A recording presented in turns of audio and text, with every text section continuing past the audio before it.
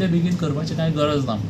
लोकांचे रायट्स पयलीं सेटल करपाक करता. कितें वायल्ड लायफ प्रोटेक्शन एक्टाच्या अंडर जे रायट्स सेटल करपाचे आसा ते चालू आसा आमचे, आनी ते कंप्लीट करतले आनी मागीर आमी कन्सिडर करतले अशें म्हणून आमचो स्टँड हायकोर्टा कडेन आशिल्लो आसा. आनी रिगार्डींग एनक्रोचमेंट आनी तशें ती म्हणटा एनक्रोचमेंटाच्यो कांय केसी ना, कांयच केसी ना एनक्रोचमेंट. आनी एनक्रोचमेंटाचेर स्ट्रिक्ट विजिलन्स आसा फॉरेस्ट डिपार्टमेंटाचें, आनी समज कोणें केलें सुद्दां ताका इमिजिएटली भायर काडपाचें सरकार एक्शन घेता. केंद्राच्या टायगर कन्झर्वेटिव्ह ऑथॉरिटीन पयलीं रिकमेंडेशनां करची म्हूण गोंयान मागणी केल्ली. त्या प्रमाण सुप्रीम कोर्टान नोटीसी काडल्यात. व्याघ्र प्रकल्प अधिसूचीत करपा विशीं 24 ऑक्टोबराक मुजत सोंपता. मुजत वाडी खातीर गोंयान हायकोर्टात वचपाचो निर्णय घेतला. टायगर कन्झर्वेशन ऑथॉरिटी म्हणून आसा, तांची रिकमेंडेशनां जाय म्हणून ती रिकमेंडेशनां जाल्ली ना म्हणून.